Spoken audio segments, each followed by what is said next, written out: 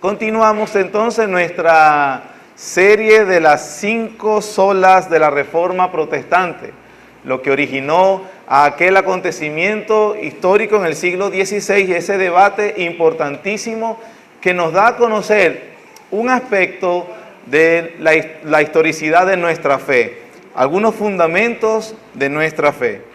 El día de hoy estaremos entonces viendo sola gratia.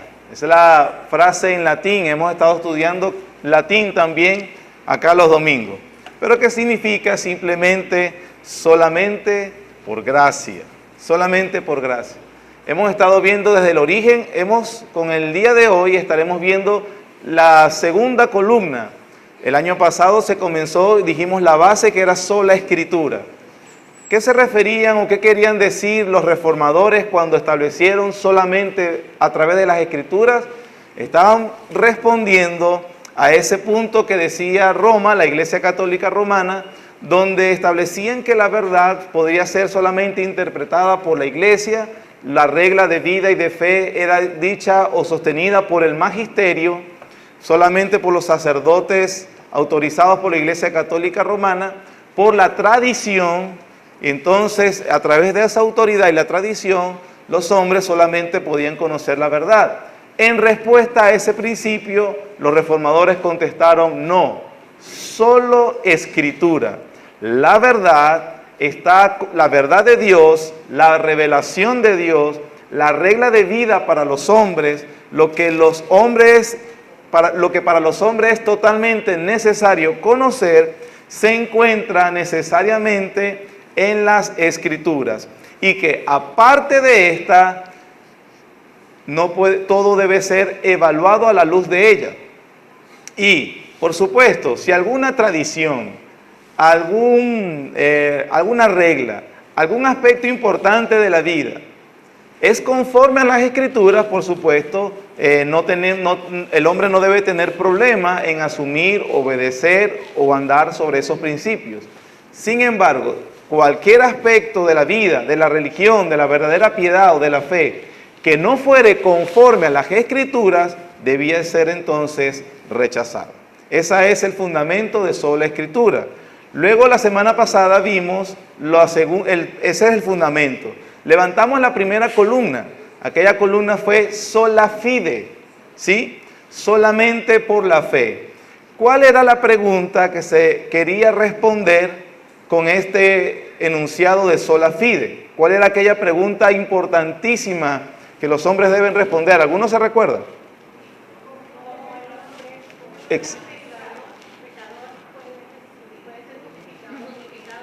Exactamente, aquella pregunta importantísima. ¿Cómo puede un hombre pecador ser justificado delante de un Dios justo y santo?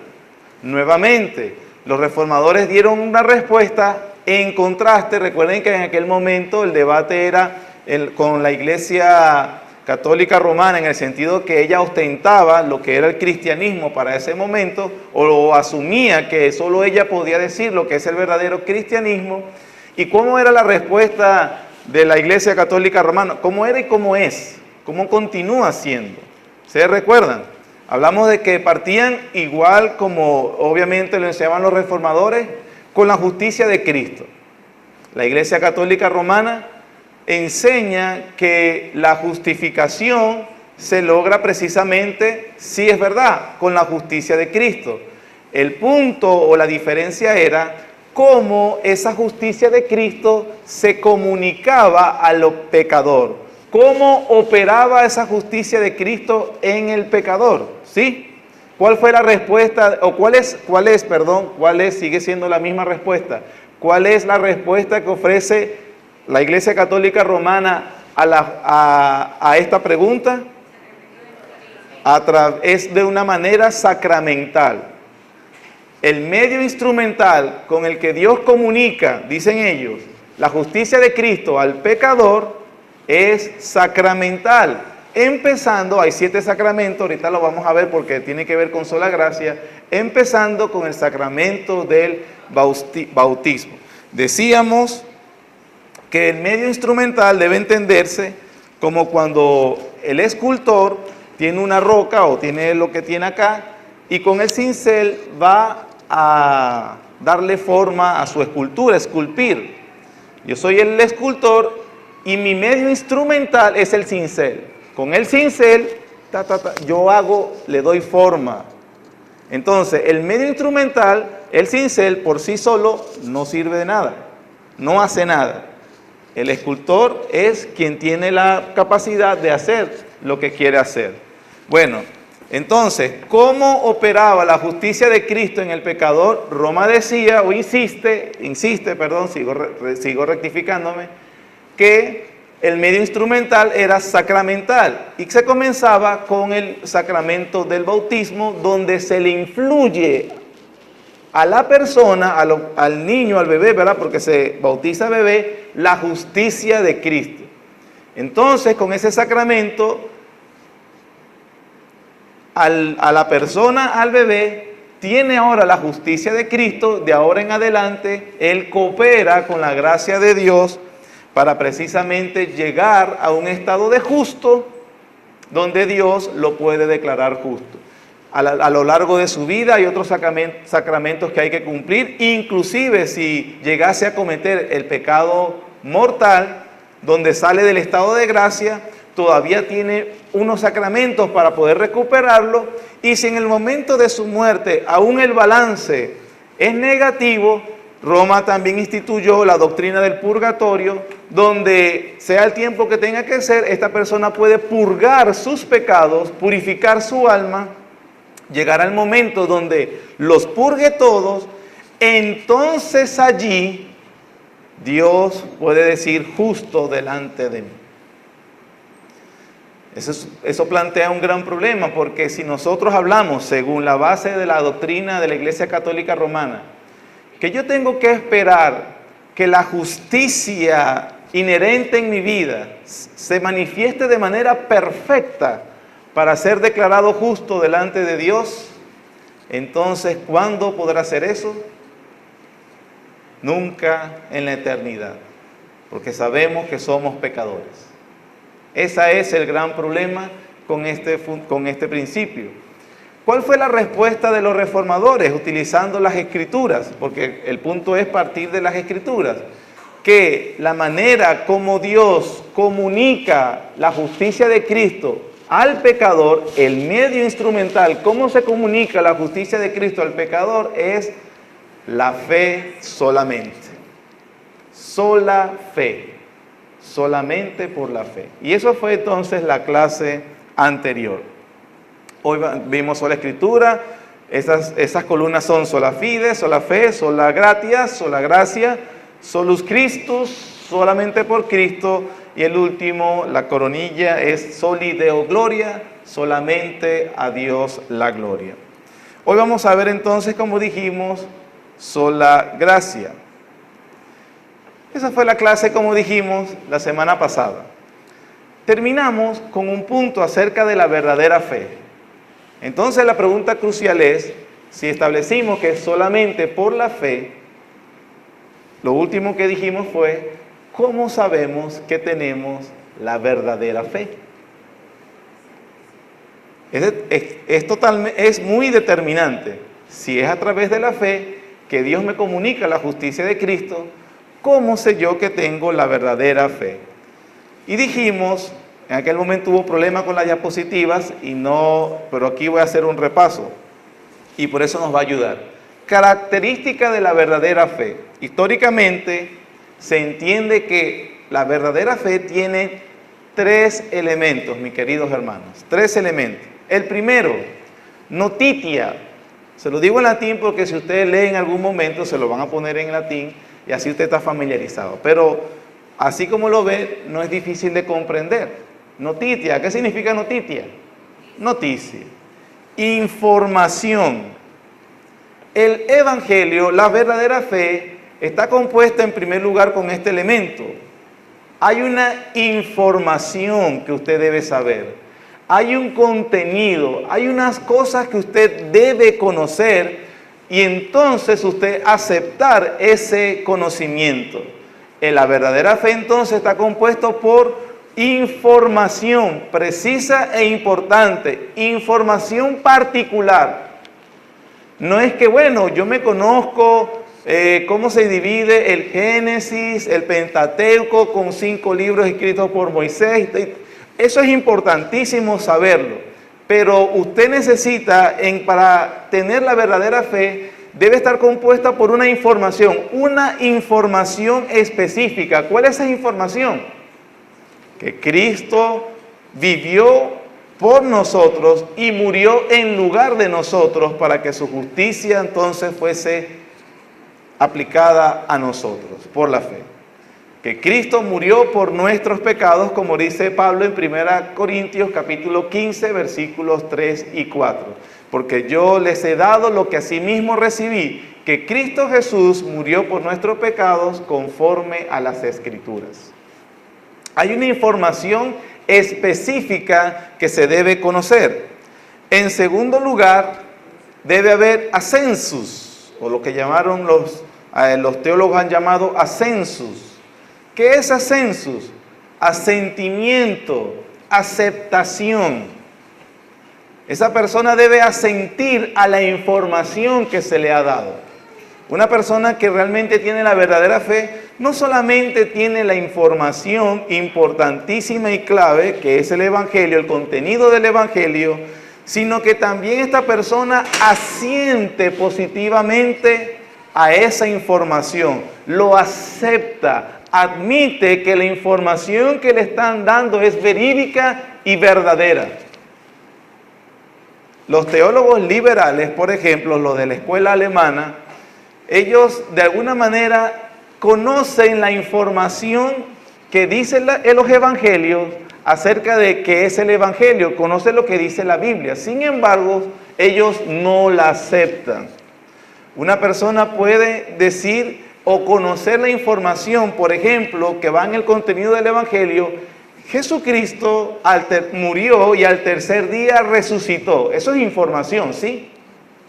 Ahora, yo puedo saber esa información y no creerla. No, pero yo no creo que los muertos resuciten. ¿Sí me expliqué? Entonces no solamente es conocer la información, sino que debe aceptar esa información. Debe asentir a esa información. Debe admitir esa información. Y en tercer lugar, una persona, para que pueda tener la verdadera fe, debe tener fiducia o fiducia, que significa confianza, entrega. El doctor Don Galardi hace en una clase de seminario que estaba dando en un momento acerca de estos 3 elementos de la verdadera fe, da un ejemplo donde coloca una silla y llama a un estudiante y le explica: mira, te voy a dar una información. Esta silla tiene la capacidad de sostener el peso de tu cuerpo. Eso es información. ¿Me entendiste lo que te quise decir? Y el estudiante: sí, que me puede. Aceptar esa información como verídica. La silla está en buen estado, no tiene espaldar, pero sí lo aguanta.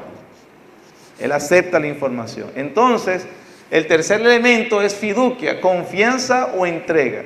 Supongamos que esta persona simplemente duda de que en verdad la silla lo pueda sostener. Y pasa el tiempo y no se sienta, comienzan a dolerle las piernas y no se sienta, comienza a sufrir todo lo que lleva a tener horas y horas estar parado sin ni siquiera descansar las piernas. Esta persona necesita el tercer elemento. ¿Cuál es? Entregarse a la información, aceptar la información que ya conoce, la aceptó, la reconoce como que es verídica, pero necesita entregarse. Y entregarse es dejarse. Ok, me voy a sentar. Cuando la persona hace este movimiento, se abandonó o se entregó a la información que tenía.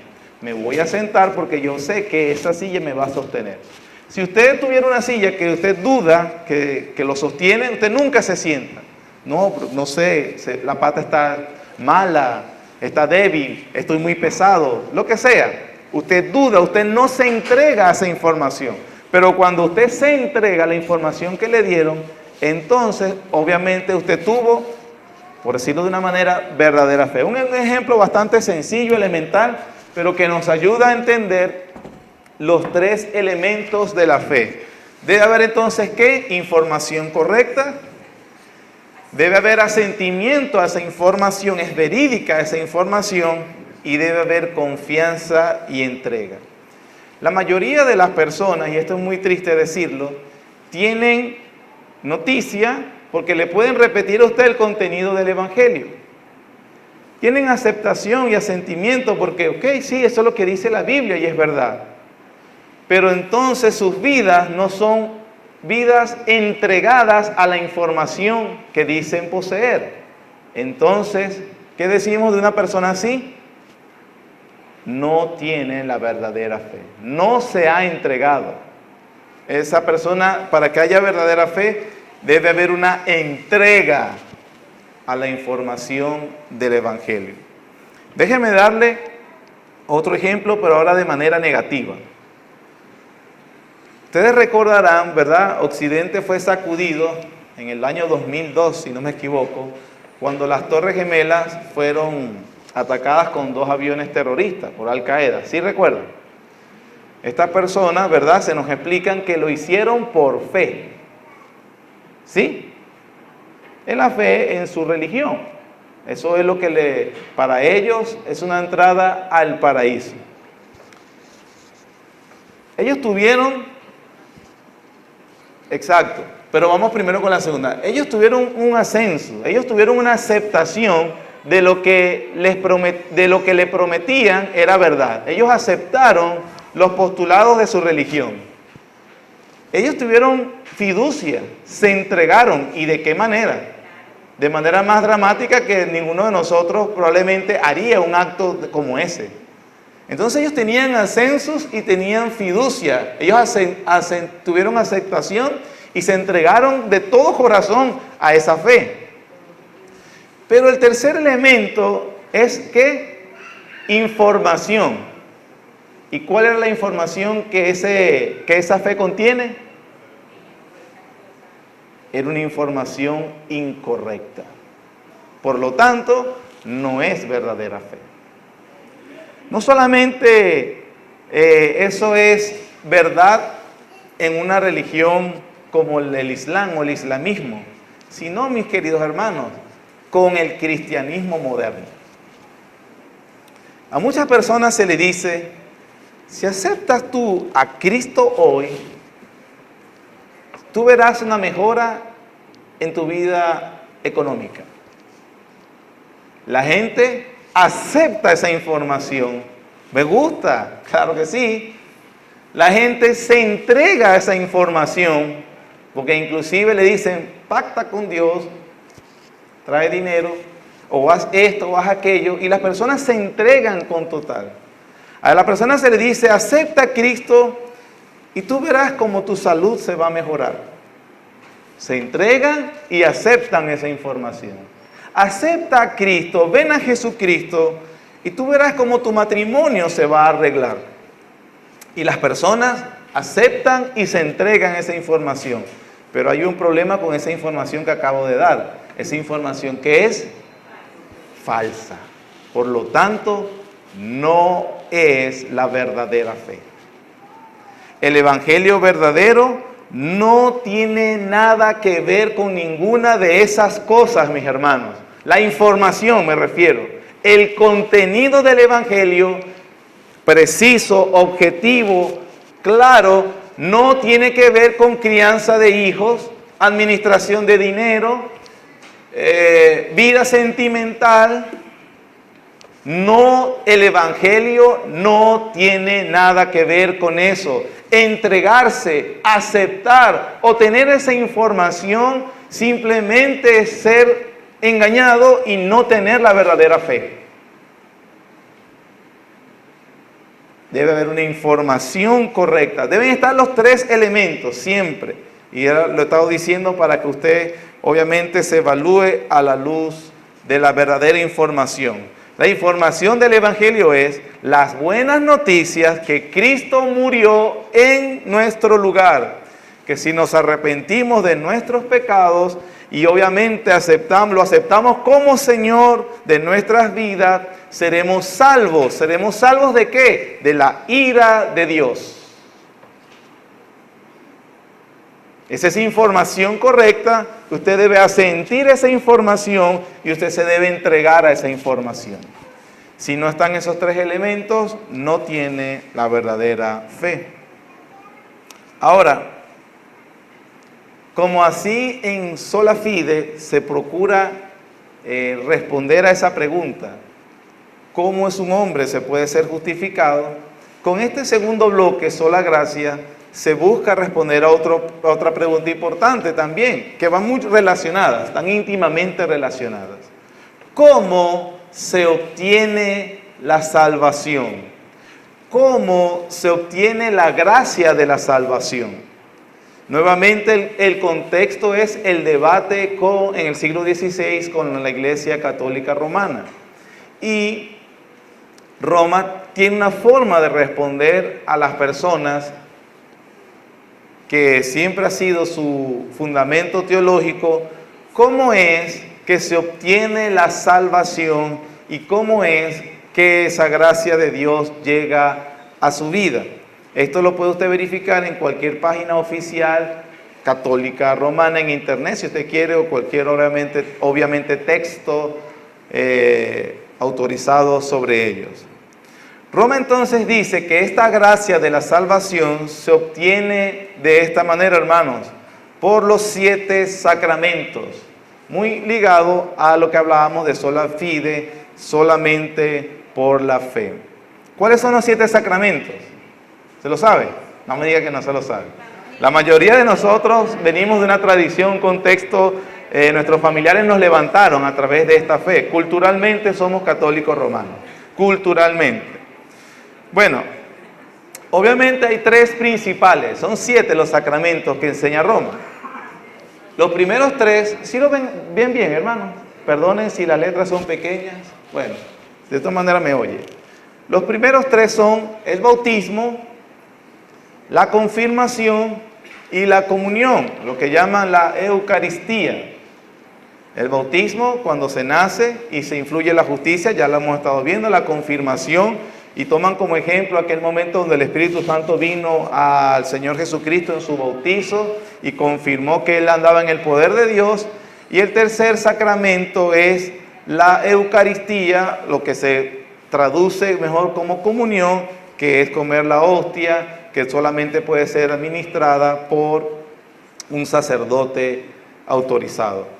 En esta Eucaristía, como lo menciona la Iglesia, la enseñanza de Roma, se convierte la oblea, el pan, literalmente en el cuerpo de Cristo, el vino en la sangre, y entonces la persona, cada vez que participa de la Eucaristía, está recibiendo literalmente a Cristo. Una cosa que es totalmente contraria a la enseñanza, por ejemplo, nada más de la carta a los Hebreos, donde explica y dice que el sacrificio de Cristo fue una sola vez para siempre. Y esto es importante porque ellos dicen que la misa, el sacrificio de Cristo se vuelve a hacer cada vez que el sacerdote autorizado por ellos lleva a cabo la Eucaristía. Entonces la persona debe participar en el bautismo, la confirmación y la Eucaristía cada domingo o cada vez que se congregan. Tienen también entonces, son los 3 principales. Luego vienen los segundos sacramentos importantes en el orden de importancia para ellos, es la penitencia y la unción de los enfermos. Antes se conocía como la extrema unción. Hoy simplemente le dicen la unción de los enfermos. La penitencia era ir y confesarse al sacerdote por los pecados que se habían cometido y obviamente obedecer a la recomendación de la iglesia o del sacerdote cuando la persona se confesara. Y eso es para volver al estado de gracia. La unción de los enfermos tiene que ver cuando una persona está debilitada por el cuerpo y entonces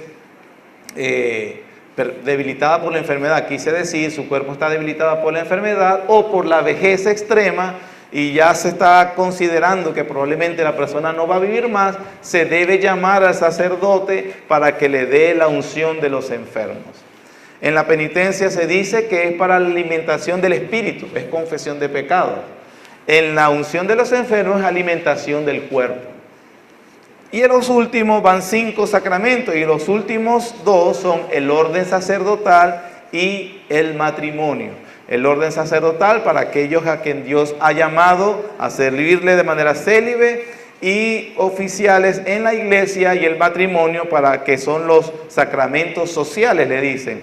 Los segundos son sacramentos de salud, y la tercera clasificación son los sacramentos de servicio social. Hay obligaciones para los feligreses con los sacerdotes, que deben amarle, deben considerarle, deben compartirle sus cosas, y el matrimonio entre hombre y mujer, en algunos casos han aceptado el matrimonio homosexual. Bueno, pero como es simplemente una reseña acerca de los sacramentos de la Iglesia Católica Romana, y ellos dicen, esta es una cita textual: con estos actos conseguimos el camino de la salvación prometidos por Dios. Entonces, ¿cuál es la enseñanza oficial? Que a través de los sacramentos la gracia fluye en el pecador. ¿Cómo se obtiene la gracia de Dios? A través entonces de los sacramentos. Nuevamente es sacramental. El hombre debe cooperar. Y por cierto, quien ostenta la administración de esta gracia de Dios, de esta gracia divina, es la Iglesia Católica Romana. Solamente ellos, a través de sus oficiales autorizados, la pueden ministrar. Ninguna persona puede obtener la gracia de Dios por otros medios que no sea a través de ellos. Esa es la enseñanza oficial de la Iglesia de Roma. A lo que los reformadores contestaron a la pregunta: ¿cómo se obtiene la salvación? Los reformadores vinieron solamente por gracia. Aquí se debe entonces definir el término gracia. ¿Qué es gracia? Es un don, un regalo no merecido. ¿No te mereces algo? Dios te lo da, tuvo gracia. Y la relación y quizás la carta que más habla de este acto bondadoso de Dios es la carta a los romanos. Si usted, mi querido hermano, me contrata para un trabajo que yo le deba hacer, usted me dice: tú me haces este trabajo y yo te voy a pagar 100,000 bolívares. Yo voy y le hago el trabajo, usted me paga, eso no fue gracia. Usted me dio lo que habíamos acordado. Yo me gané lo que usted me está dando, porque fue una relación laboral. Fue una relación de condiciones.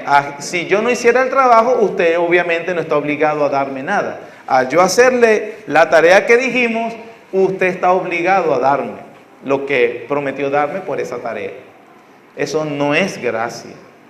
Y Pablo habla de eso en su carta a los Romanos, capítulo 4. Y en ese sentido, cuando los reformadores hacen ese énfasis de que la salvación se obtiene solamente por gracia, y yo quisiera corregir, no es que los reformadores lo dicen, es que la palabra de Dios lo dice, es que ninguna obra se puede agregar, no se puede cooperar, no se puede ganar. No hay mérito alguno el cual Dios vea en una persona para que Él le otorgue su gracia o su don. Es un acto meramente y único dado por voluntad de Dios. Nada, absolutamente nada, la enseñanza de la Biblia nos hace merecedores del don de Dios. Efesios capítulo 2, versículos 8 al 9.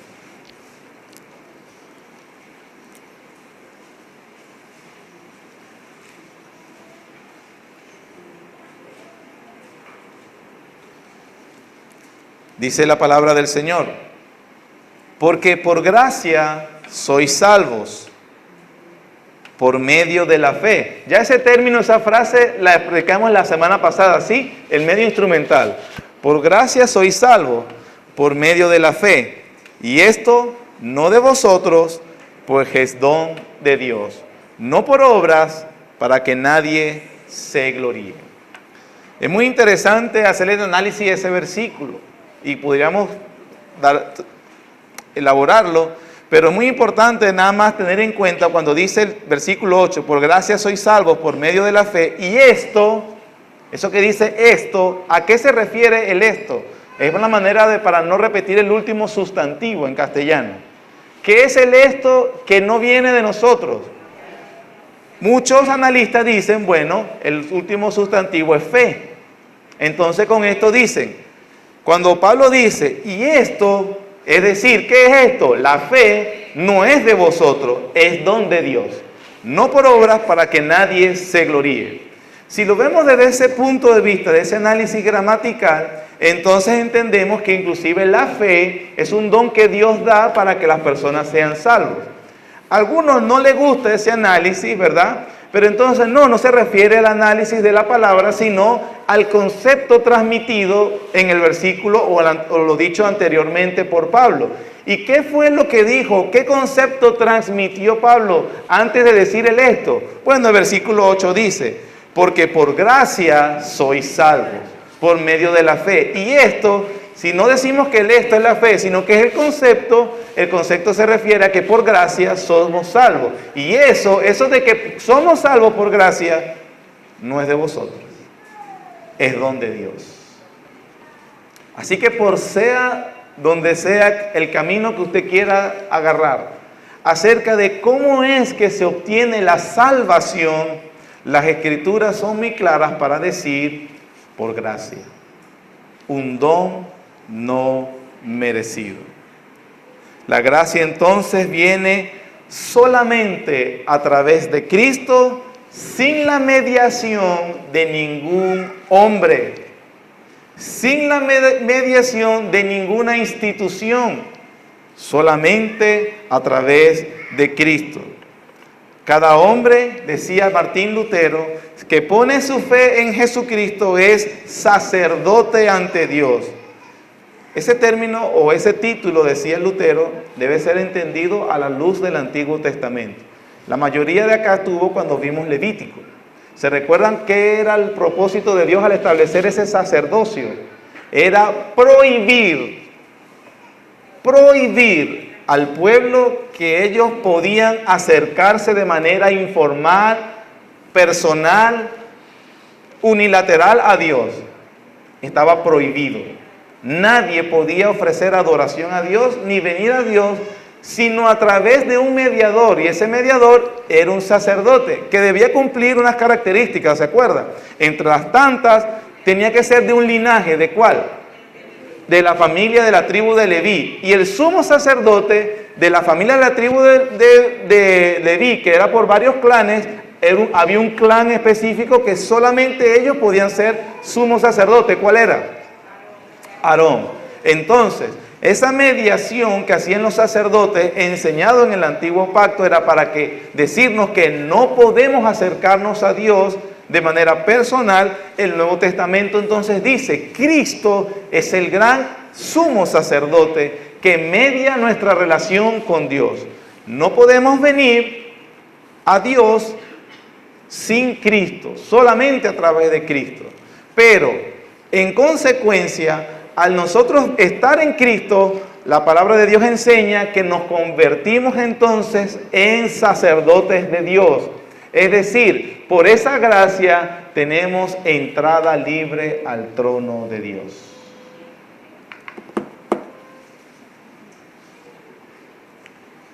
Primera carta de Pedro, capítulo 2.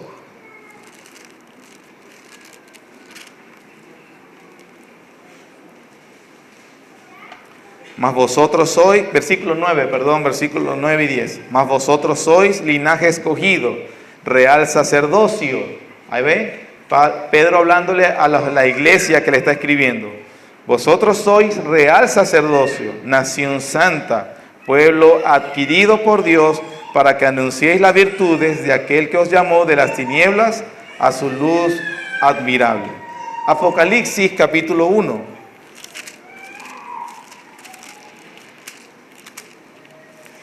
Apocalipsis capítulo 1, versículo 6. Dice, y nos hizo reyes y ¿qué? Sacerdotes para Dios, su Padre. A Él sea gloria e imperio por los siglos de los siglos. Amén. Entonces la enseñanza de las Escrituras del Nuevo Testamento es que ahora cada creyente que ha puesto su fe en Jesucristo, entonces es un sacerdote que puede adorar a Dios, sin la mediación de nada, solo Jesucristo. Vamos a ir terminando, hermanos, el tiempo se nos ha agotado. ¿Por qué? Vamos a responder a la pregunta, ¿por qué la salvación es por gracia? Efesios 2, 4 al 5 nos da la respuesta.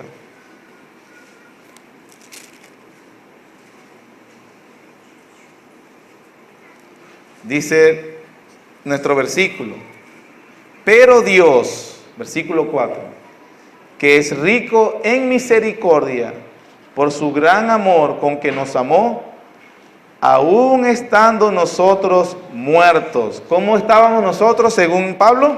Muertos. En pecados, nos dio vida juntamente con Cristo, por gracia sois salvos. Este texto, hermanos, entre otras cosas, nos enseña nuestra condición antes de recibir la gracia de Dios. ¿Cuál es la condición antes de recibir la gracia de Dios? Dice claramente, muertos en pecados. Dice que vivíamos alejados de la voluntad de Dios, dice el resto del pasaje, alienados de Dios.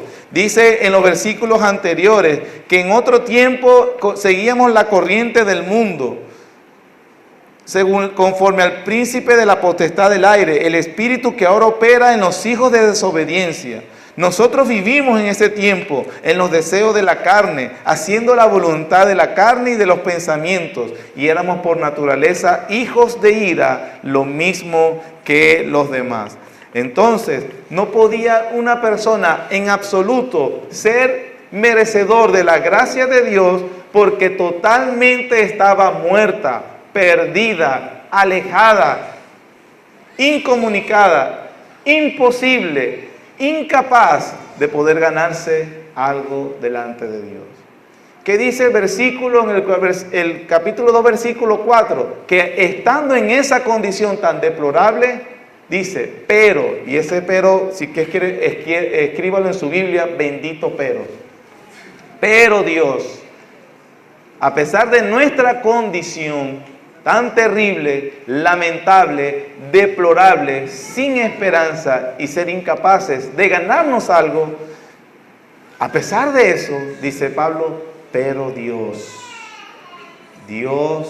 que es rico en misericordia, con su gran amor que nos amó, nos dio vida en Cristo. Eso es la gracia de Dios. Y una de las cosas, hermanos, que a la gente no le gusta aceptar esto, es porque la gracia de Dios, solo gracia, es la gracia salvadora de Dios y que es gracia soberana. Gracia salvadora y gracia soberana. ¿Qué significa o qué queremos decir cuando decimos que es gracia soberana? Hermanos, que esa gracia la da Dios a quien Él quiere. Dame gracia. Nadie. Porque ¿cómo es la condición de los hombres? Muertos, enemigos, advenedizos, ajenos de la familia de Dios. Pablo dijo en Romanos 3, no hay justo ni en uno, no hay quien entienda, no hay quien busque a Dios. Todos se desviaron, a una se hicieron inútiles, no hay quien haga lo bueno, no hay ni siquiera uno. Sepulcro abierto es su garganta, con su lengua admiten engaño. Todo lo que hace el hombre desde su juventud, dice la Biblia, para mal. y para su propia condenación. Sin embargo, Dios le da gracia y esa gracia es soberana. Vamos a ver unos textos para comprender esta realidad. Romanos capítulo 9.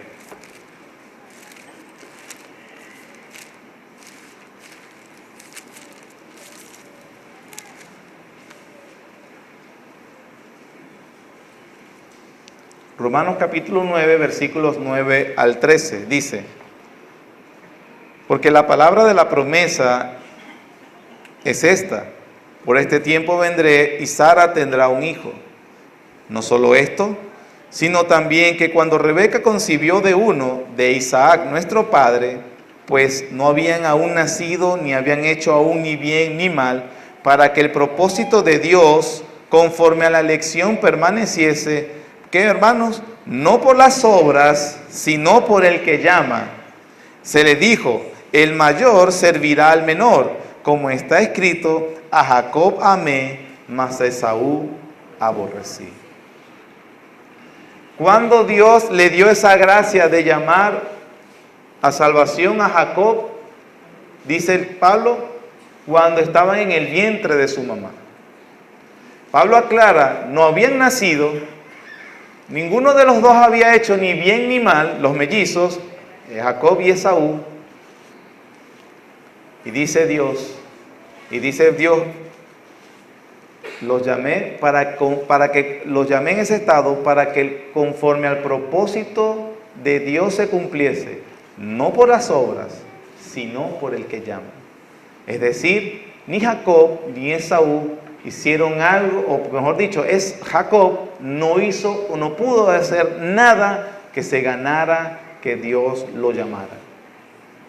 De hecho, nos dice que su vida era un mentiroso, un timador, un tramposo, un deshonesto. O sea, no solamente no era bueno, sino que era despreciable. A ese Dios lo llamó. Nosotros somos Jacob, por cierto. Su estado ante Dios, si usted ahorita está en la gracia, pero antes de recibir esa gracia, es que usted era un Jacob despreciable. Y si usted hoy puede decir que tiene la gracia de Dios, dele la gloria a Dios, que le dio gracia y no lo que se merecía. Romanos capítulo 11.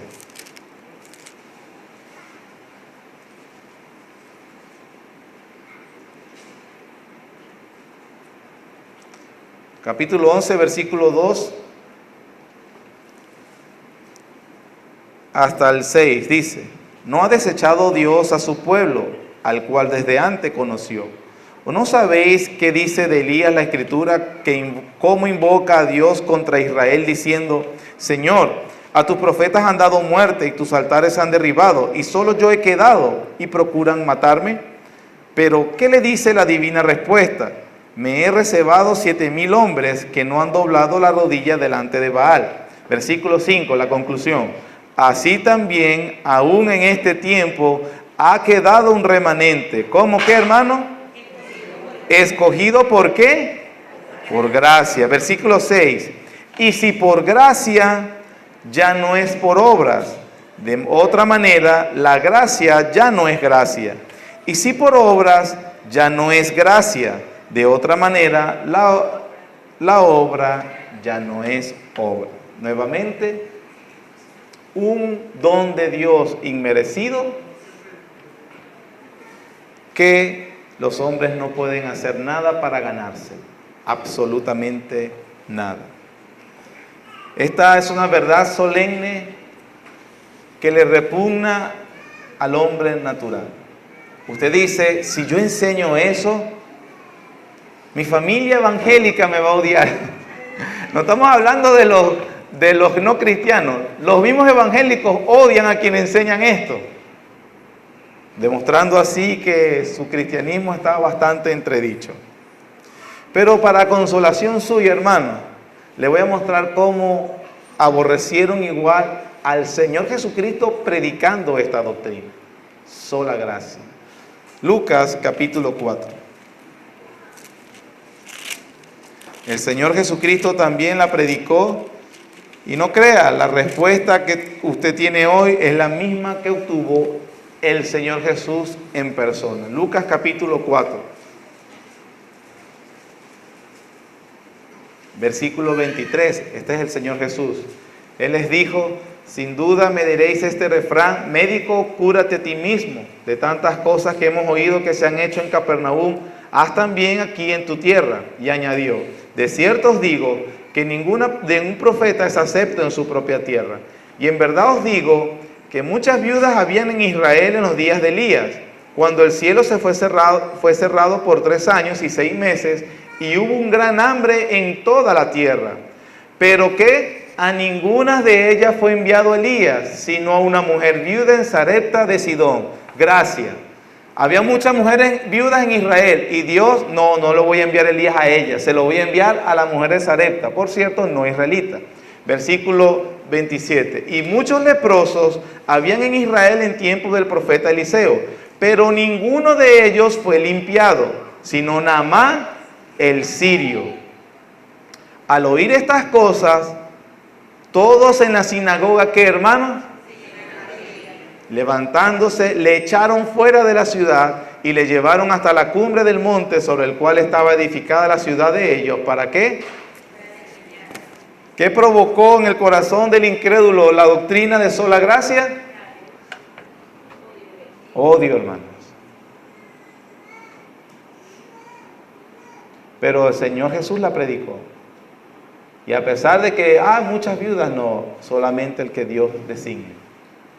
Y muchos leprosos, pero solamente el que Dios quiso limpiar. Y dice Pablo en Romanos también: no depende del que quiere ni del que corre, sino de Dios que tiene misericordia. La gracia de Dios, solamente por gracia. Así que, hermanos, si usted puede decir que conoce el Evangelio de la salvación, es muy importante que reflexione a que fue por sola gracia. No hay absolutamente nada que usted pueda haber hecho para merecerse el favor de Dios. Hemos hecho un contraste histórico sobre lo que propone la Iglesia Católica Romana y la respuesta de los reformadores usando textos de las Escrituras. Hagamos brevemente, muy general, un contraste entre el cristianismo verdadero y otras religiones.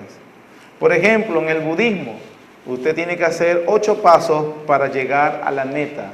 Aquel Buda entendió que era la supresión del placer.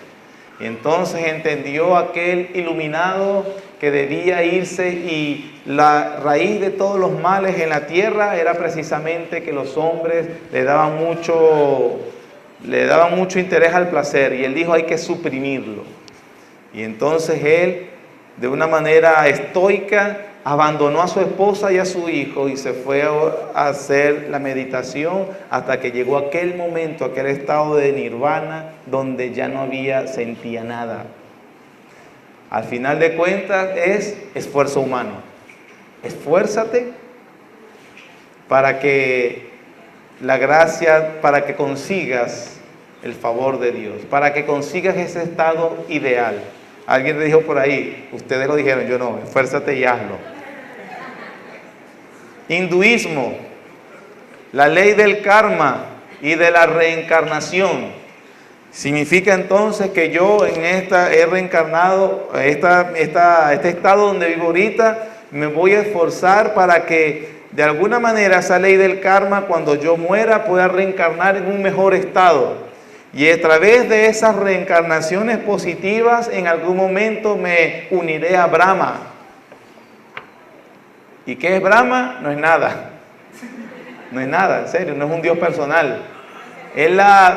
Usted se pierde en el Brahma, usted es la unidad de todos. Ellos hablan de la unicidad de todos, por eso las paredes son Dios, los animales son Dios, usted es Dios, yo soy Dios. Se pierde la identidad. Ciertamente el cristianismo dice que debemos estar unidos a Cristo, pero siempre manteniendo la diferencia. Dios es una persona y nosotros es una persona, y cada persona conserva su singularidad. En el hinduismo entonces, al final, usted esfuércese hoy para que la ley del karma, cuando usted muera, no le pegue tan fuerte y no reencarne en una cosa peor, o lo devuelva a un estado peor para que usted pague por los pecados. En síntesis, esfuerzo humano. Judaísmo, bueno, ya entendemos que es por las obras de la ley, que ellos dicen que se pueden justificar ante Dios. Esfuerzo humano. Pablo dice categóricamente, no, es imposible. El Islam, hermano, igualmente, reglas que cumplir. ¿Cuál es entonces la particularidad del cristianismo a diferencia de todas las religiones? Que todas las religiones sustentan en su fundamento que el hombre puede hacer cosas para encontrar a Dios. Solo el cristianismo verdadero indica, Dios hizo lo que debía hacer para buscar al hombre. Es la única particularidad, es la cosa más particular del cristianismo, solamente por gracia, inmerecido, incondicional, no se lo puede ganar. Mis hermanos, quiera el Señor ayudarnos a meditar en esa profunda verdad, porque así como es gracia, es soberana, la da a quien Él quiere. Y si usted se cuenta entre los que ha recibido esa gracia, tiene mucho, mucho, mucho que agradecer. Amén.